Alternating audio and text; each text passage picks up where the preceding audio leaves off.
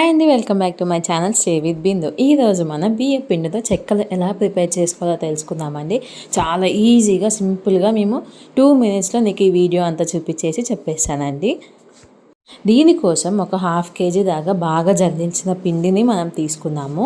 దీంట్లోకి ఫస్ట్ ఒక 2 table spoon దాకా ఆయిల్ తీసుకొని బాగా మిక్స్ చేసుకున్నాక మనకి ఎంతైతే కారం కావాలో, సాల్ట్ కావాలో, అల్లం వెల్లుల్లి పేస్ట్ ఇవన్నీ యాడ్ చేసుకున్నాము. దీనికి మంచిగా క్రిస్పీనెస్ కావాలి అనుకుంటే సగ్గు బియ్యము, మూంగ్ దాల్, పెసరపప్పు రెండు మనం ఒక 1 అవర్ నుంచి హాఫ్ ఎన్ అవర్ దాకా మనం దీన్ని సోక్ చేసి పెట్టుకున్నామండి ముందుగానే.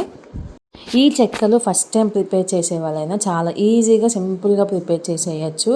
ఈ విధంగా మనం ముందుగానే సోక్ చేసి పెట్టుకున్నాం కదా సగ్గు బియ్యము, మూందాలు రెండు మనం దీంట్లో మిక్స్ చేసేసుకున్నాము. బాగా మిక్స్ చేసుకున్నాం. దాంట్లో వాటర్ కూడా మనం యాడ్ చేసుకున్నామండి. ఇబ్బంది ఏం లేదు. నేను ఇక్కడ కర్రీ లీవ్స్ యాడ్ చేసుకుంటున్నాము. మీరైతే చాప్ చేసైనా యాడ్ చేసుకోవచ్చు. బాగా ఈ విధంగా మిక్స్ చేసుకున్నామండి. ఈ పొజిషన్లో ఉన్నప్పుడే మీరు సాల్ట్ కానీ, కారం కానీ మీకు ఎంతైతే కావాలో అంతనే అడ్జస్ట్ చేసుకోవచ్చు అండి. ఇప్పుడే మనం పిండి మిక్స్ చేసిన తర్వాత సాల్ట్ని కానీ, కారం కానీ అడ్జస్ట్ చేసుకోవాలనుకుంటే అది చాలా కష్టం అవుతుంది. ఈ చెక్కలు ప్రిపేర్ చేయడానికి టాప్ సీక్రెట్ అంటే ఏముండదండి. జస్ట్ బాయిల్ వాటర్ని మనం యాడ్ చేసుకోవాలి. బాయిల్ వాటర్తో మనం మిక్స్ చేసుకుంటూ ఉంటే మనకి ఆ చెక్క అనేది చాలా క్రిస్పీగా వస్తుంది, తొందరగా ఫ్రై అయిపోతుంది.